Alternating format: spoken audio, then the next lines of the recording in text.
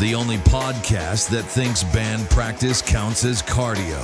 This is PodcastNV.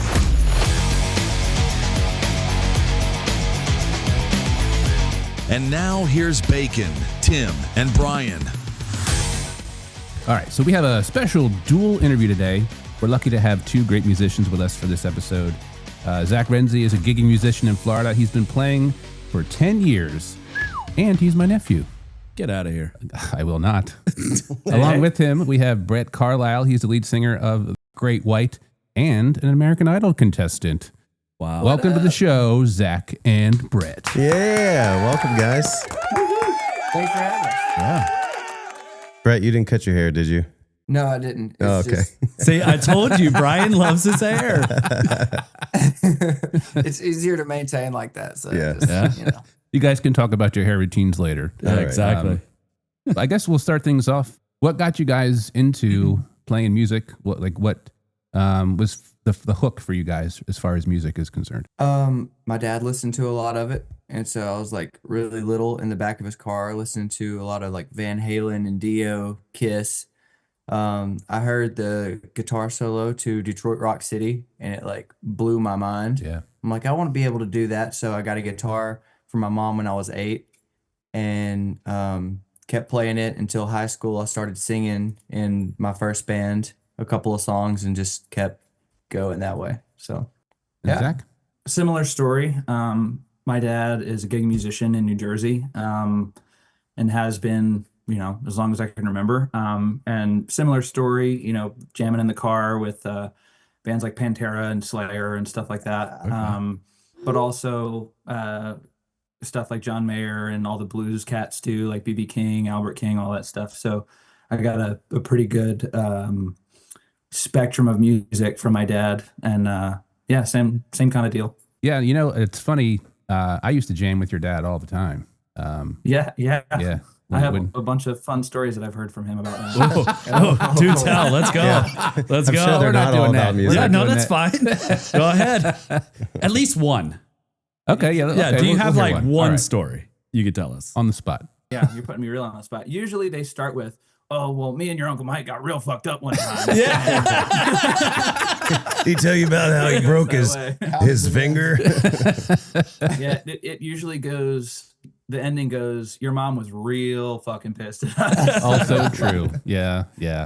It was actually with your dad. It's the first time I played out with the band. So that was, I didn't play with the Really? band That's he was cool. in, but like it was an open mic night and he played and I played with him. It was pretty cool. Nice. That was my first time playing out too, was with him. So Yeah, that's awesome. Was it the same kind of deal, open mic?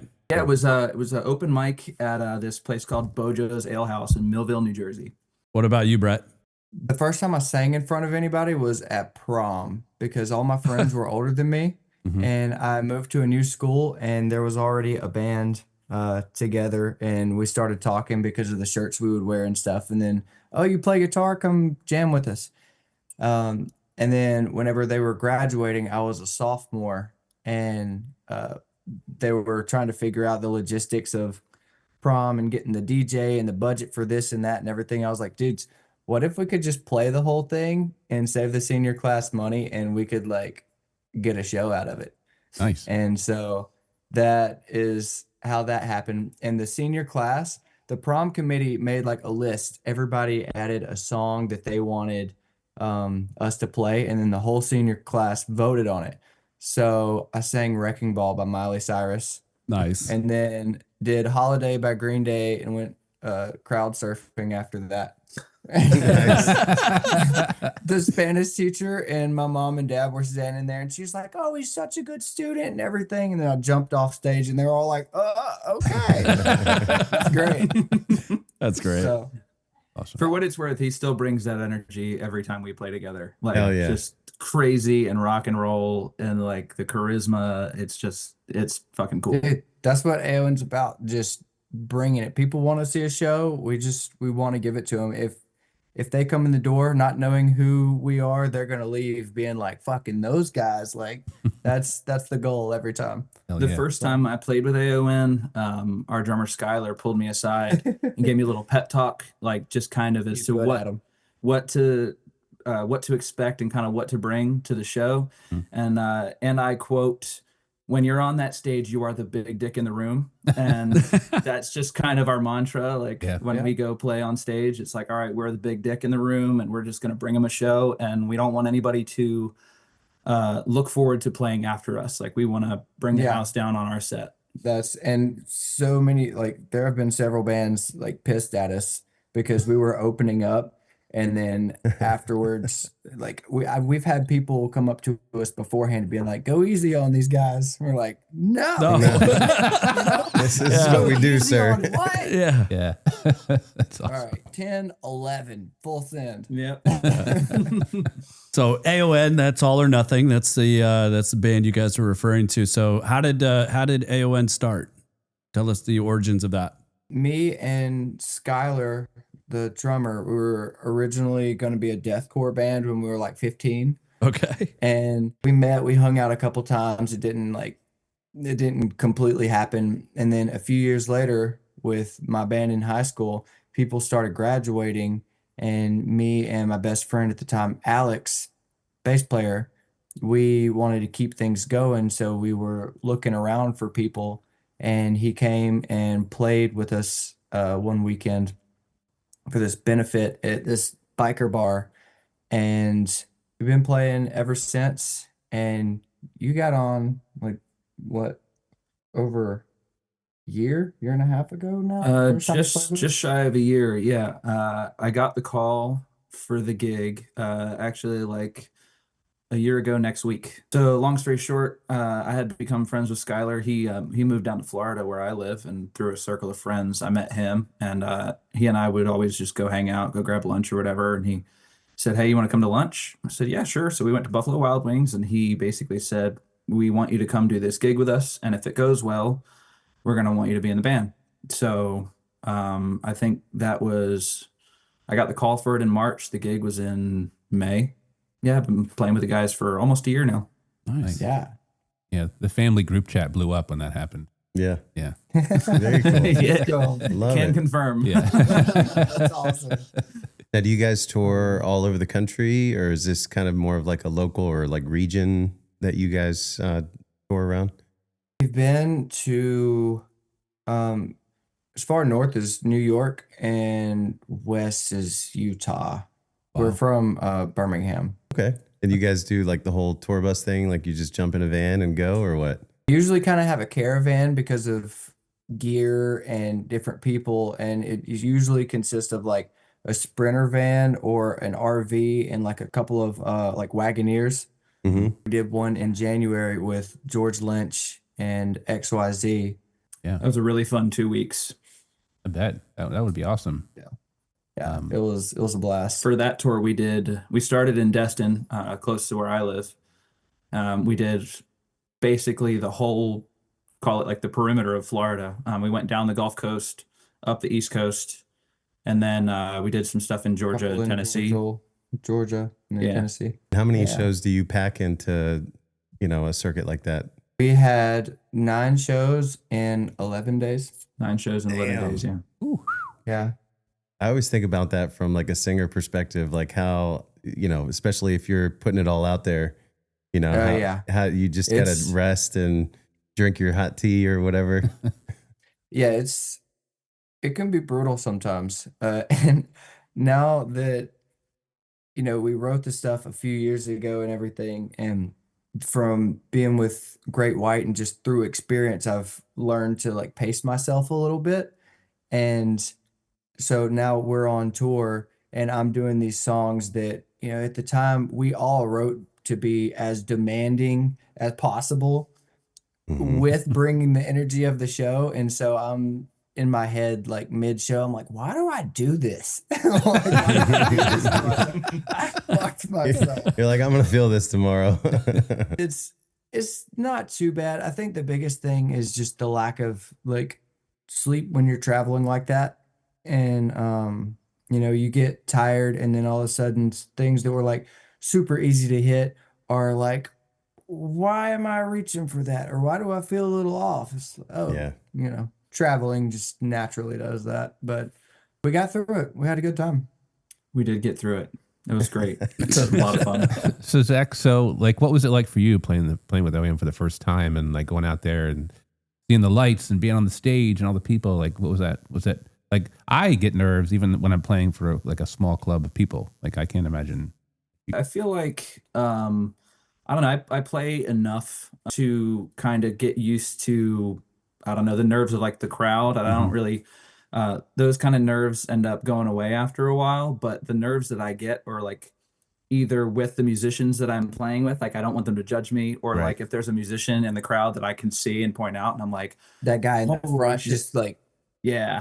staring at you, watching your fingers. Right. Like, did you see that? Yeah. Exactly. They do that. It was a fun club. It wasn't super overwhelming, fortunately, because it's a smaller club. But it was cool because it was just us and XYZ, and just got to meet everybody. It was kind of surreal at first, just because Terry from XYZ is there, Jaron Galino, their bass player, Lynch Mob Tantric from Lynch Mob Tantric, Heaven's Edge. He's kind of like a legend, so it was just like a little overwhelming meeting the band and the people that I was working with. But it was a good time. We got through it. We played and went hard, and it seemed like I guess the band liked it, right? So yeah. I'll notice this. You still do this too. It's funny, like I got really nervous at one point where I'm like playing one of the solos for, I can't remember what song it was, but he'll turn around and instead of like turning around and drinking some water or taking a break while I'm playing a solo, he's just like right here, like, what are you playing? Apparently I'm that guy. I'm just listening. I'm just like, hell yeah, look at you. There's even a photo of us from this last run. We played this place in St. Petersburg called Janus Live. Real big, cool venue. Love that place. And I jump out on the catwalk to go do the solo, and there's a photo of him just like staring at my fretboard. Like, he's like, dude, this is the best he's ever sounded on this one. That's awesome. I'm just looking, and then I look at the crowd, and I'm like, look at this guy. Yeah, give it up. He's killing it. So, Zach, were you in any bands before AON? Yeah, I played in a bunch of bands, cover bands, and different things, just around like local. And I did play in an original band called Beyond Misconception, which is no longer around. It's a deathcore band, so it's kind of cool that we can relate on that level, like we share that interest. And so I played with them and got to play around a little bit. We never did any like long tours or anything. It was just like one date here, one date there. Like we went as far as maybe like Savannah, Georgia. We did Atlanta one time.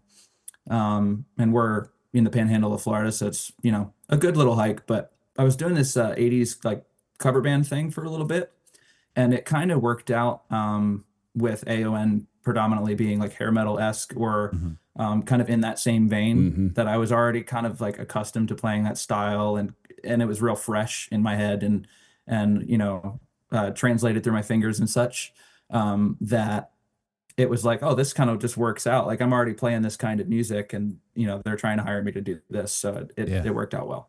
That's what Skylar told me, and then he sent me the heavy stuff that you recorded, and he was like, he's good. He plays this and that. It's full time and everything. And then he just sent me the song. I don't remember the name of it. I think it was a single. He sent it to me, and he was like, "Oh yeah," and he's with the shit too. And I heard that, and I was like, "Yeah." It is the Beyond single. Yeah, the single called "Beneath" by Beyond Misconception. It's still out there. We only got one single out with that band before everything went kaput. But yeah, we all kind of get down to the heavy shit. Yeah. Nice. Very cool. So is AON, primarily covers? You guys do originals? What's the setup there? For years we were doing the cover stuff and mixing in, like sprinkling in our own songs every once in a while so we could keep the crowd's attention, and then like, hey, we wrote this one. But now we've kind of drawn the line. So if we're not playing like all originals, we might put like one or two covers in just for the heck of it. Now, did you guys do any Great White covers? Is that kind of where that kind of jumped in as well? Yeah. Kind of. We were playing a casino in New York. They were playing the big room, and we were playing the club downstairs. And one of the guys helping us out and everything and helps with the tours and stuff, Eric, is friends with them. A couple of them came down after their set to see us, and I think we played Save Your Love or something like that. And the room was packed. The energy in there was awesome. And a few months later, they needed a fill-in for a show, and we were like, "Hey, let's get that kid to do it. He sounded all right." And so that's how that happened. Nice. Very cool. Yeah. And so you did 2 shows? Did one in Vegas and then another one. What was the other one? New York. New was York. the next That's right. weekend. Okay. Yeah. I'd never been to Vegas before, and I had like a week to learn the rest of the set list. So I was stressing a little bit, and it was cool. And they liked it. We did the same thing the next weekend, and then I was hanging out in Nashville, and they all called me. It was a group call, and they called me, and they were like, "Hey, so we like what you've been doing," and so I'm like, "Okay, cool," because I told them anytime they need me, just let me know. Right. I think it's super cool because I grew up listening to them. Yeah. So yeah. Is that story true though, that your cell phone had died and you're in Nashville? Yes. And you had to find a power source to plug it in, and then you got all these messages that popped up that you needed to call them? Well, I had just plugged it into a little portable power bank that was in my backpack. Right. And it had just come back on when Michael called me. And so I'm like, "Oh, thank God my phone's on. Hey, what's up?" And then, yeah. Oh, that's cool. That's cool. And then they were all on the line, like waiting, like they all got together to talk. And then they were like, fucking "Okay, answer let's this call." Yeah. And so they would have been just standing around like, "Where's he at?" Yeah. man?" That's funny.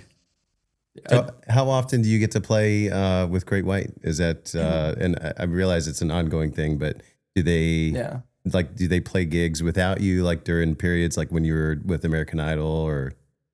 No, luckily that stuff was working around when we had shows. We usually play every weekend, 1 or 2 shows. Every once in a while, we'll have a run where we have a couple during the week.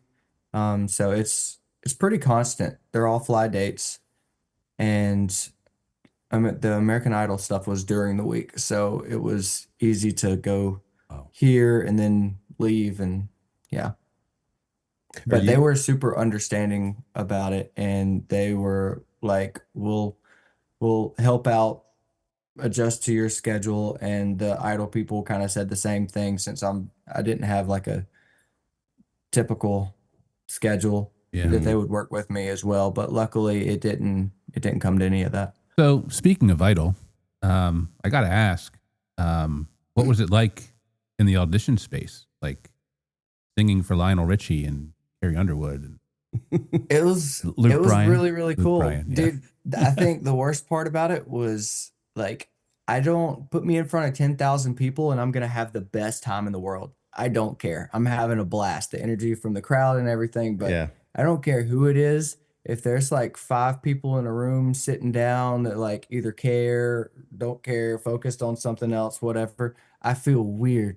Yeah. I'm like totally different vibe. singing, no music, no mic. It's just, so, I think that was the biggest thing. It didn't have anything to do as much with them being who they are, but just the environment of bright lights, cameras like this, and go. Yeah. I'm like, oh, but they were all really cool.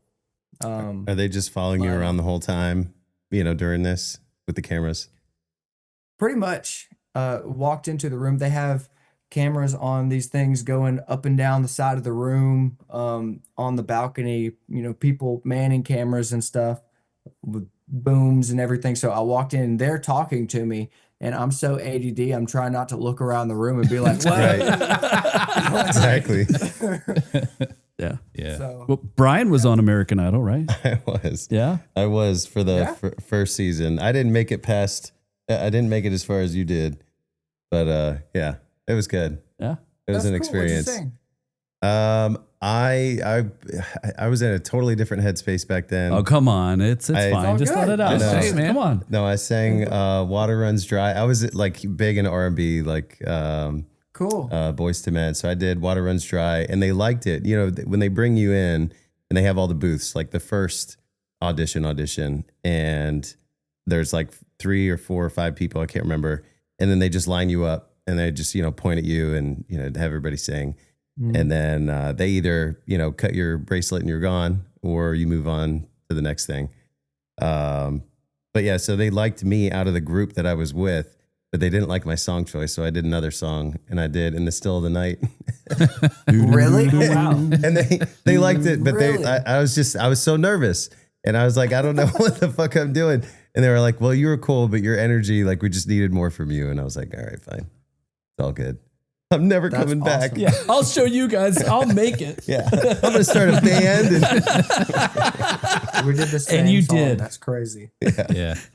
I would have been like, did you know to have another song prepared? Because I would not. I would be the guy that would walk up there with one song. I know. And then they're like, can you do another one? I'm like, Now Happy I birthday. know my ABCs. Right? Twinkle, twinkle, little star. Yeah. I don't know, man. because the whole time you're rehearsing what you're about to go up and do for that one song. Yeah. But yeah. I mean, so did you have multiple songs that you were just like, I don't know, I'll pick that one?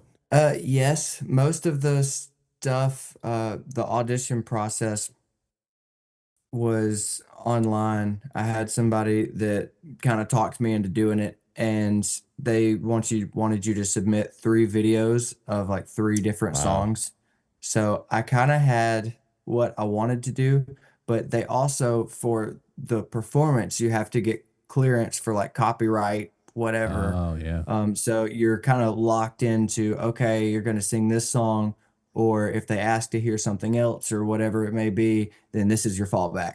Right. Um, Interesting. That's So- clearly changed quite a bit.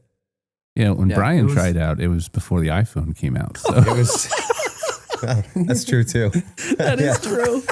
They lined us up like sardines at the Washington Convention Center. yeah. I had a Nokia. Yeah. Oh, you were Go playing ahead. Snake Yeah. as you were waiting. Until it died. These guys are like, what snake? Yeah. They're like, White Snake? What? Yeah. Yeah, Yeah. Different times. Yeah.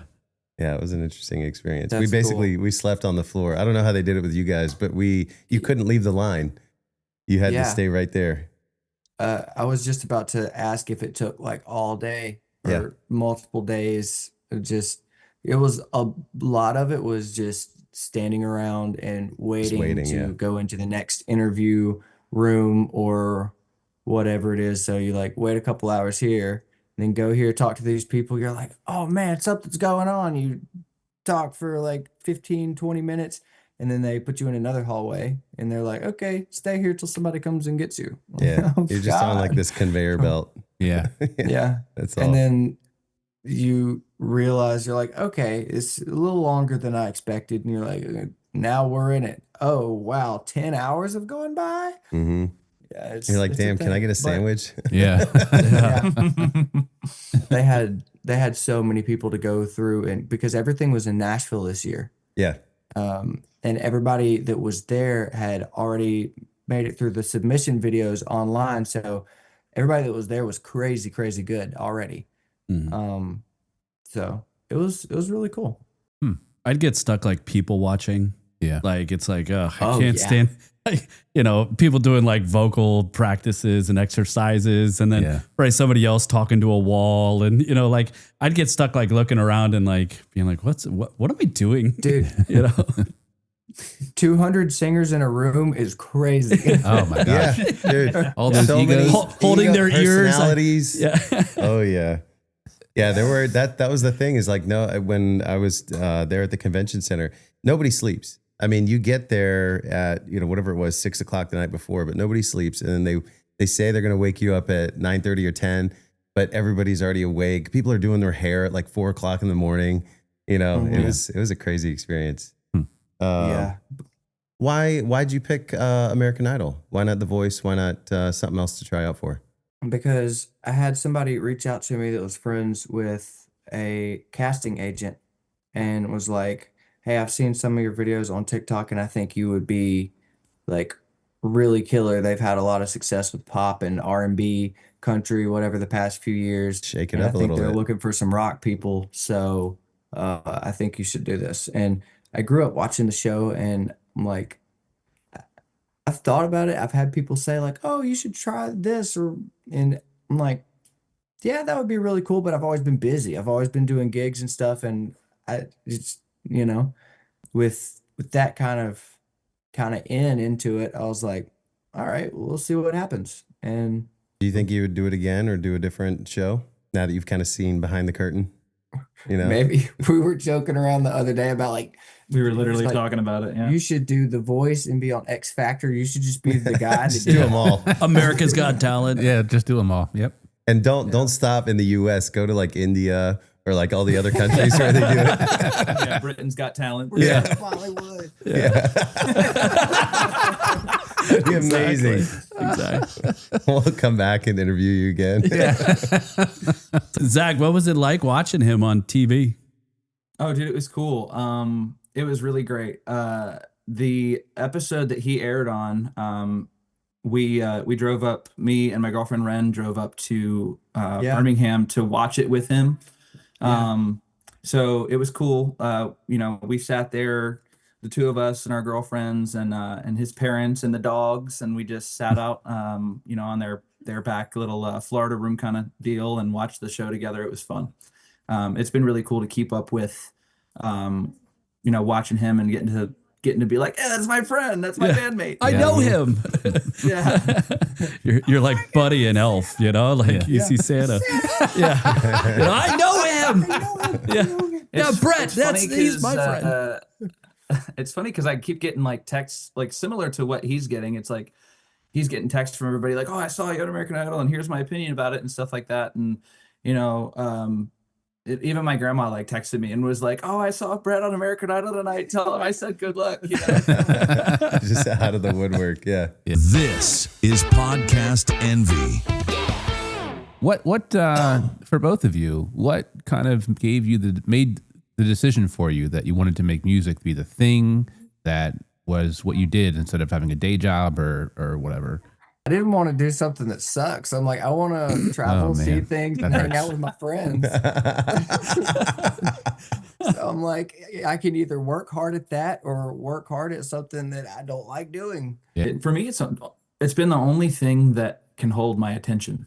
Yeah. The only thing that I will gladly do for hours a day and not give a shit what else is going on. Like I had day jobs and different things and tried to figure out like, what do I want to do with my life? And never did I think I would not do music, but I was just trying to figure out like a logical path to, all right, like I work for the man and do the thing. And eventually I had a day job. I was doing gutters on houses, and I was also playing full time. I was doing 9-10 shows a week, doing 2 shows in a day sometimes. Wow. And still working. I was working part-time for them, but still working, and I made myself sick doing so, and I had to take like 2 weeks off of work just to like nurse myself back to health.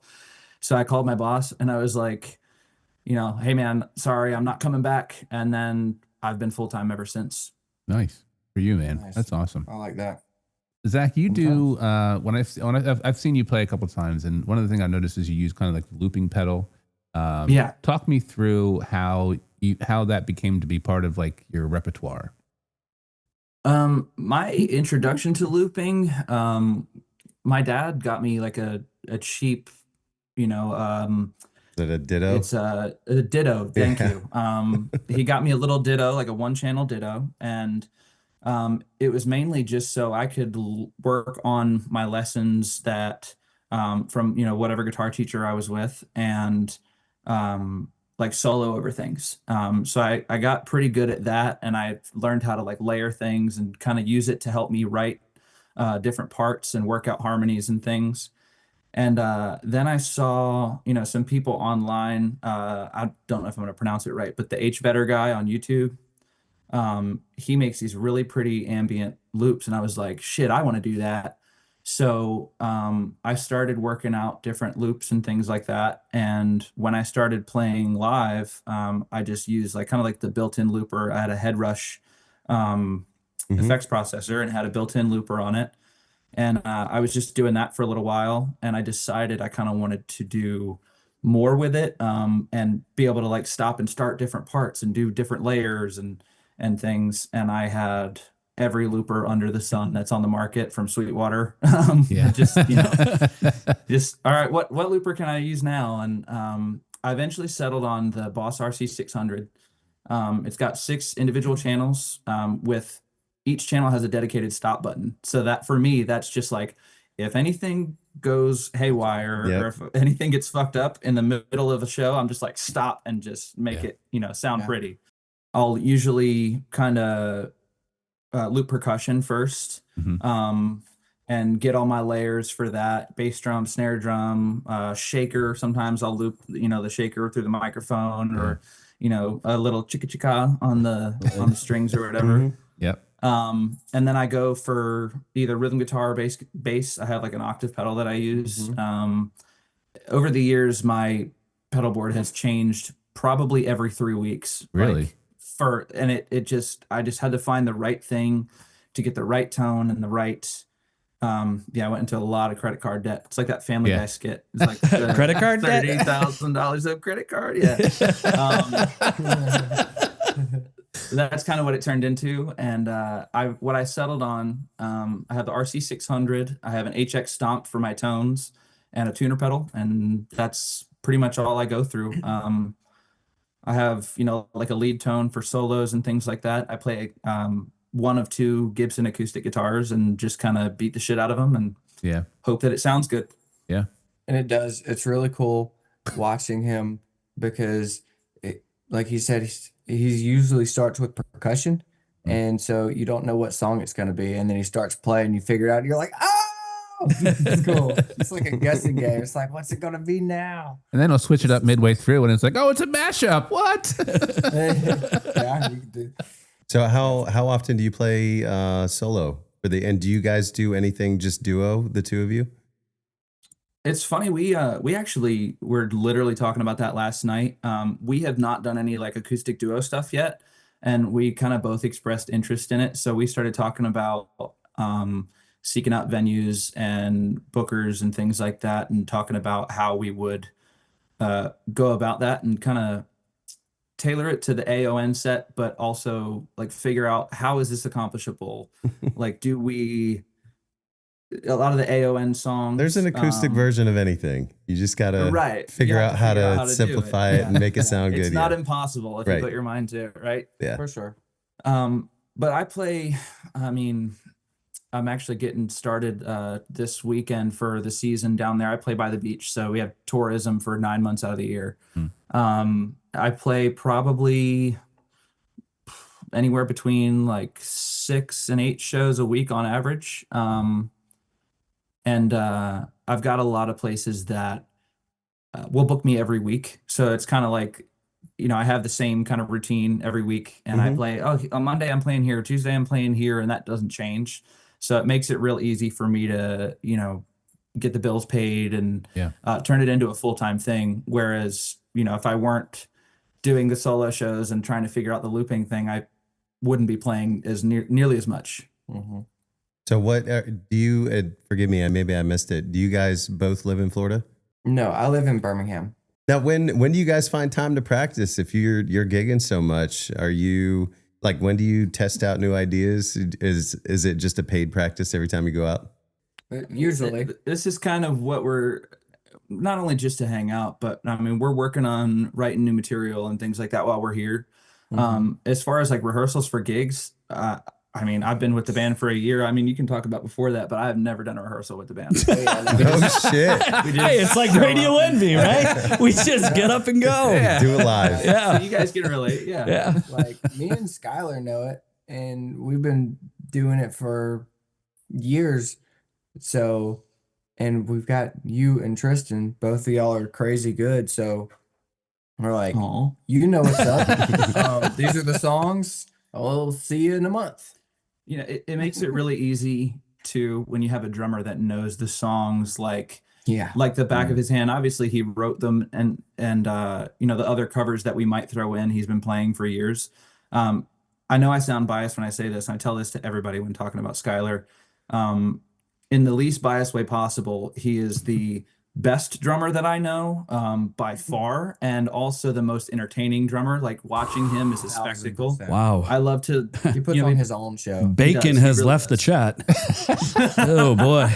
But, like, Skylar is like, he's playing and he's trying to throw a stick up to touch the ceiling in a way that it just goes boop and falls straight back down into his hand. So he's playing the song and he's locked into it, but at the same time, he's so good. He's just playing games with himself the whole time, flipping things, doing things just to entertain himself. And like, he really does. If nobody else was on the stage and it was just him, everybody would be watching regardless. Be doing that, like, we could just leave and everyone's just like, check this fucking guy out. You know? And with how he plays and going into transitions and his dynamics and everything, if you don't know the song or if you're questionable about a part or whatever, you can hear before the next thing. Like, he helps you out. It's very obvious what's happening when, and he's definitely awesome. In a lot of band situations, and obviously you guys know this, like, you in a live situation, you tend to have a band leader that kind of is curating the whole, making sure everybody's on time and doing the thing. Everyone knows what's coming next. And Skylar is, I think it's funny just because he's, you know, all the way in the back and he's the drummer, but he's kind of curating that. Like, if I give him a weird look, he just, I mean, you don't even have to ask him. You look at him and you just know what's coming. And it's his professionalism, his skill set. He's just so fucking good. He did Guitar Center's Drum Off 2016, 17, maybe something like that. I think that's what he was telling me. And like improvised his way to regionals and got some free shit. And like, he's just good. He's great. And he's funny. He's funny as shit. See, when I throw my sticks, it usually goes forward instead of up. Right. Yeah. And it hurts. And it hurts somebody. It hurts me. Yeah. Exactly. Yeah. Look, at least you can get Tim and Brian's attention if you need to. That's true. Does he have any videos online? Maybe you want to send it over to Bacon. Oh, man. Little tips and tricks. Wow. Boom, boom, Wow. boom. Shots fired. Wow. That's my uncle you're talking to. Yeah, that's right, Zach. You tell him. Wow. I can't banter. Fuck. No banter. I'm out of here.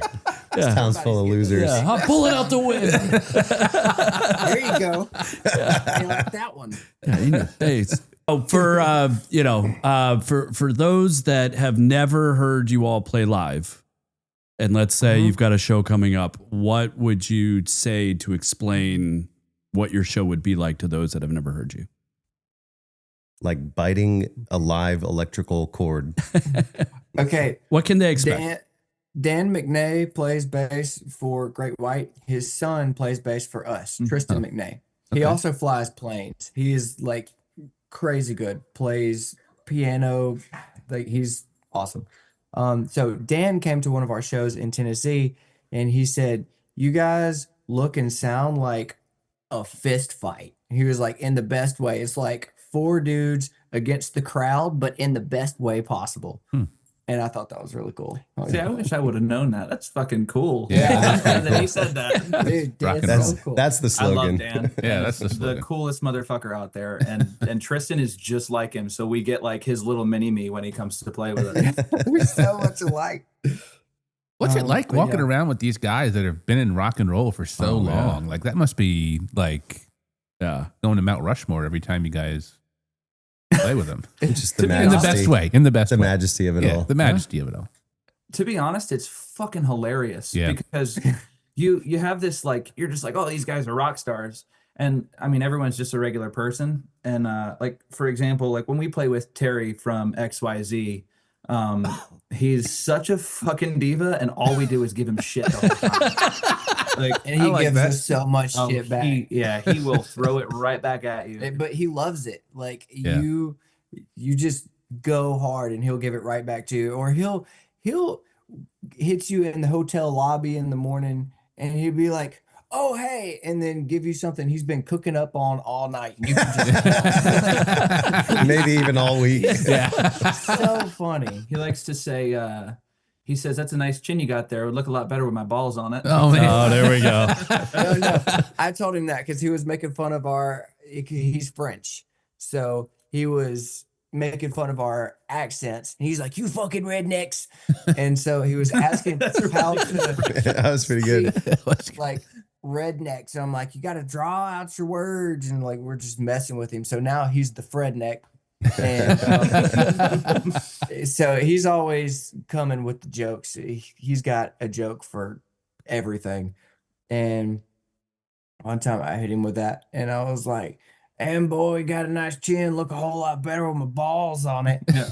I thought he was gonna pee on himself. He like fell down on the table.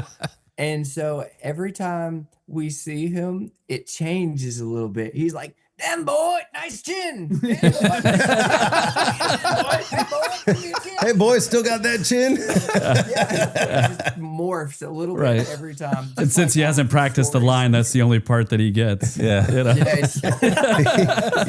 Exactly. Damn boy and chin. You think he just gets nervous and just like blanks right before he's about to say it? Like, damn I it. hope so. Talking to himself. It's great. It's so funny. I gotta say though, the inner wrestling fan really came out when I saw the picture of you with Chris Jericho of Fozzy. Oh yeah, that was cool. What was he like? He's such a cool guy. He's so nice. He was one of those people that we met and we felt like we had known each other forever. And you know, it's his cruise. He could be doing whatever he wants whenever, but you know, there's bands playing in like clubs at different levels of the ship and everything, and he's right there on the rail, like headbanging to covers. Like he's just in there with the shit the whole time. He's just always having a good time. He said that one of his the first band that he was in, one of the first few songs they played was Stick It by Great White. And so I was like, dude, come sing it with me. And he had already been drinking a little bit that day. He was like, man, I'm just hanging out. I want to see you do your thing and everything. So he didn't get up there with me. Yeah. But I held it down for the group vocal part. So he kind of sang it with us. Nice. That's awesome. Nice. And then you sang with Bret Michaels, right? Nothing But a Good Time. Yeah, we've done that a few times. One time in Pennsylvania with Bret Michaels, Dee Snider, Mark McGrath, Sugar Ray. Yeah. And it was crazy having all of us on stage together. And I'm looking around, I'm like, dude, what's going on right now? Am I dead? What is happening right now? Yeah. And then another time, Birmingham just got this new amphitheater, the Coca-Cola amphitheater. And it's huge and nice. Bret Michaels was like the third show there. And so I sent a couple texts and I was like, hey, can we get me and my mom and my girlfriend? And, you know, and they're like, yeah, dude, come on. So they got us in. And when I saw him, he was like, so you're singing with me tonight, right? And I'm like, okay, cool, let's go. What are some of the things that you guys do apart from gigging? Like, do you, as a band, do you guys go out and do stuff together? It doesn't have anything to do with music. I mean, we kind of try to make it a point to hang out. You know, just to not think about work. And you know, like yesterday, we went and did the wine trail, and you know, if like you came down last summer just to hang out at the beach and things like that. And we went to the beach. We're close enough proximity, but we're all kind of spread out. Like I'm in Florida, he's in Birmingham. Our bass player Tristan's in New Orleans, and then our drummer just moved to Colorado, so he's all the way out there. Wow. Skylar's in Colorado now. Yeah. Yeah. We try to do some stuff from time to time. Yeah. Usually involves some kind of drinking, brewery or something. Yeah. Yeah. That's the way to do it. So yes, and I feel like we would a lot more often, but we try to make the most out of the time that we do have whenever we're hanging out too. So it's usually a little bit of both. Yeah. It's kind of hard to stay away from work topics. We're like, oh, I had this idea to do this during a show where I have this riff that I want to show you that we need to, put to a song, or, hey, what if I try this song, do this during this solo or whatever. And we always end up kind of reverting back to that. And I think it's just because not only that's our commonality, and what we like first shared when we met, but also, we're like a little too obsessed with it at times. Yeah. Like what you're hearing? Like and subscribe so you never miss a beat. Do you guys have any pre-show rituals that you do that kind of gets you into you the amped zone? up? Yeah. Like, do you slap each other or take shots of Fireball? Do Or some push-ups or Skylar usually Squats. gives us a pep talk because he's really good at it. oh, he's Captain America. He usually hypes us up. Yeah. Yeah. It's surprising to some people when we say this, like the lack of preparation that kind of goes into it. We completely understand. Totally. you're like, I forgot a power cable, so Yeah. Yeah, literally. I was literally like searching the house for an extension cable so I could put the laptop and our interface on the table before we did this. for this. Holy Like, shit. for example, like one time we were playing in at this place called Mount Dora Music Hall. It's just outside of Orlando. And we were playing there. Brett had a show in Mesquite, God. Nevada the night before. So he was flying in like the morning of the show. We did sound check without him. And he's flying in, trying to go take a shower, get ready, like get over to the venue. I had 2 shows before that, and they're all fly dates. Mm. After the show, you have to like leave at 4:00 in the morning to be first in line at TSA to fly to the next one straight. So by the time this happened, Yeah. So it's like, all right, sound check's supposed to be at 5. That went all right. And then we're like all sitting around in the green room and the people are starting to pour in and we're like, all right, cool. Brett's not here. It's 6:30. We're supposed to be on at 7:00. Shit. Okay. Well, it's 6:59. I shit you not. 6:59. We are standing by the door to get to the backstage area. The 3 of us are, and Is we're Brett waiting outside? Like, I've been out Brett here for is 3 hours waiting for you guys to let me in. Literally. I'm running down the sidewalk. You probably heard somebody like kick a door down, and you heard go, go, go. Literally that. He walks in at 6:59. I had to rent a car, and there was traffic. Yeah. I had to wait on my bag. Yeah. The hair dryer died, Our showrunner Eric hands him his in-ears and his microphone, and it's just go, go, go. So he literally runs in the venue full sprint, runs on stage and goes, "What's up, everybody?" Yeah. That's awesome. Third or fourth show in a row, I probably had like 5 hours of sleep in 4 days. Yeah. It happens. Life on the road, I guess, right? And when It you was guys, wild. That was one that felt like an action movie. Yeah. sure sounds like So it. tired, I barely remember it, but I remember talking to Eric. He called me. He was like, "How many minutes out are you, dude?" And I'm like, 8 minutes away." He's like, "All right, I'm gonna hold a spot on the sidewalk so I can take the car and you can just go in." So Eric's standing in the road waving at me, and I park, get out, run in, go. He was like, Just "That leave door the down car there." I'm on like, and drive and "Okay." just hop out of Yeah. it. Right. He parked it. Yeah, exactly. He parked it. I ran in the door. Some dude was like, "Here's your mic," and hit me on the back, and they were walking out on stage. I'm like, "Oh my God." That's crazy, man. Wow. What about post show? Do you get the munchies? Do you Do you eat Hot Pockets at 4:00 in the morning with a bowl of ranch? Or Taco Bell. or Taco Bell? Taco Bell. Whatever's open at the closest place, or Yeah. if the hotel's got some food.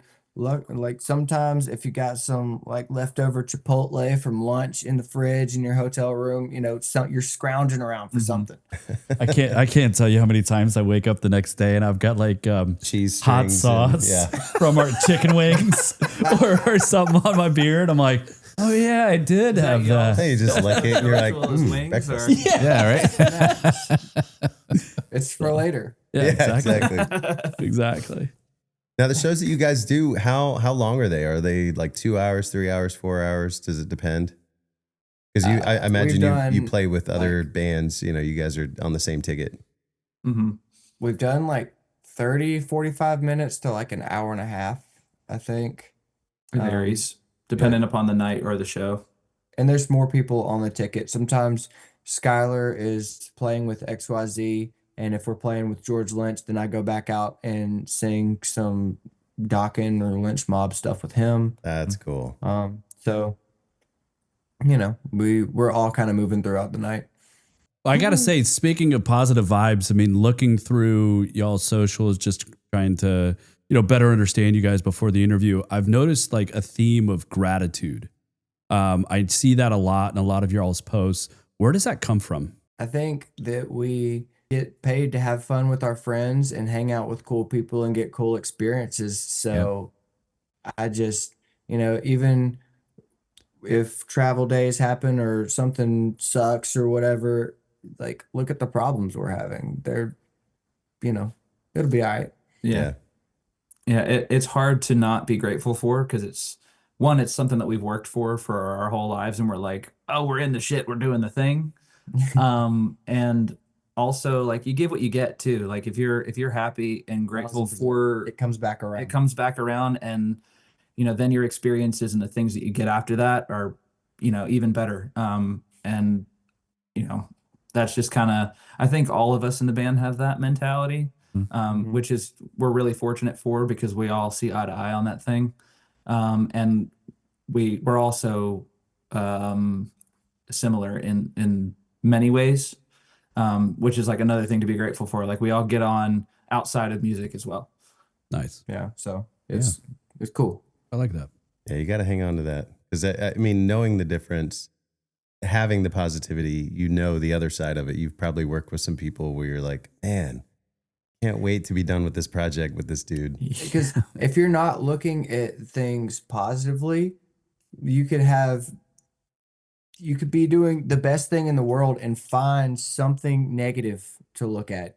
Sure. And it could turn it into the worst thing in the world. Yeah. Yep. Or you could be in the shit and you're like, well, I got some food and, whatever else. I'm with my best friends. And Dude, I know you're hungry now.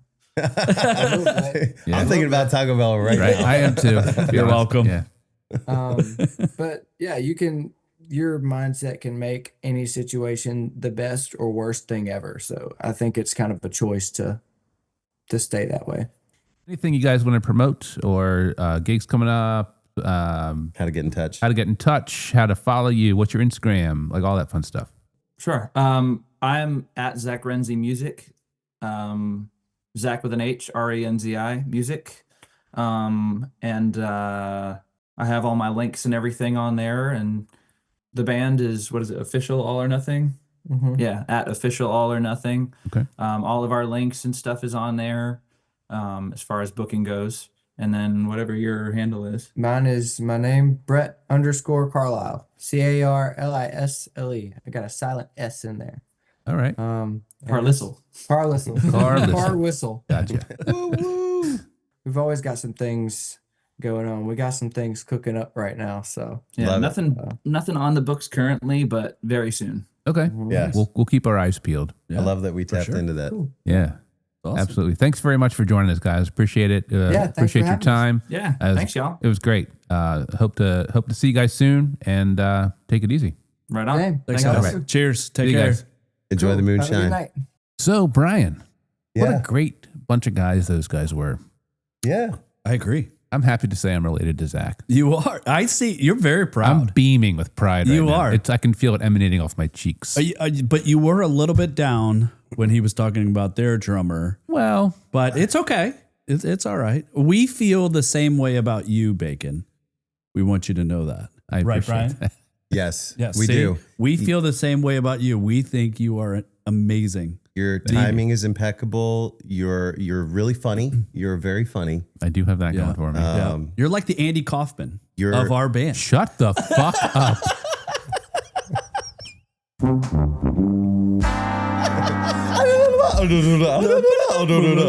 Rub it in.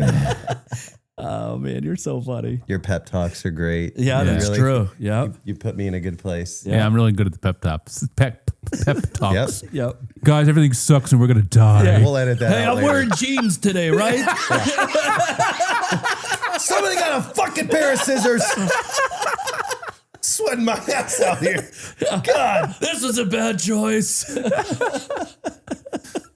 All right. Well, Brian, will you do us the favor? Take us home.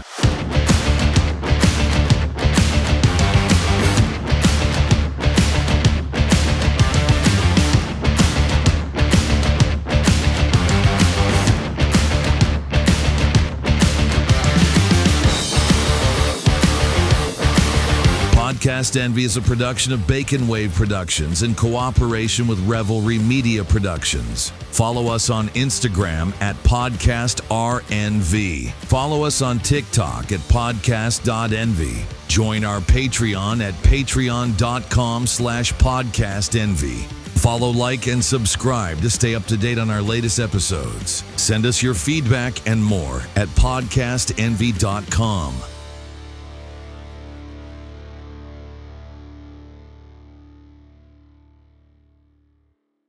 A Bacon Wave podcast production.